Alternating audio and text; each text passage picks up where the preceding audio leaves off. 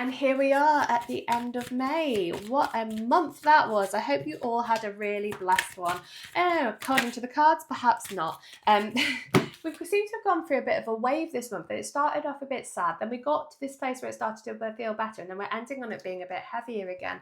So today you are going to be overcoming any sadness and heartbreaks by listening to your own intuition and perhaps doing some magic on it, feeling that power-based energy. You're going to be bringing the light back into life and focusing on fun aspects rather than heaviness and heartbreak. You're not having an easy time at the moment. You're feeling sad, you're feeling low, but you are still there. You know, you're trying every single day and you will get there. You will overcome it all. Just really go gentle on yourself if this heartbreak rises up. Counteract it today with fire energy. So, you know, wearing lots of reds and oranges, putting spices in your food, that kind of energy will help to overcome the sadness. Lots of love.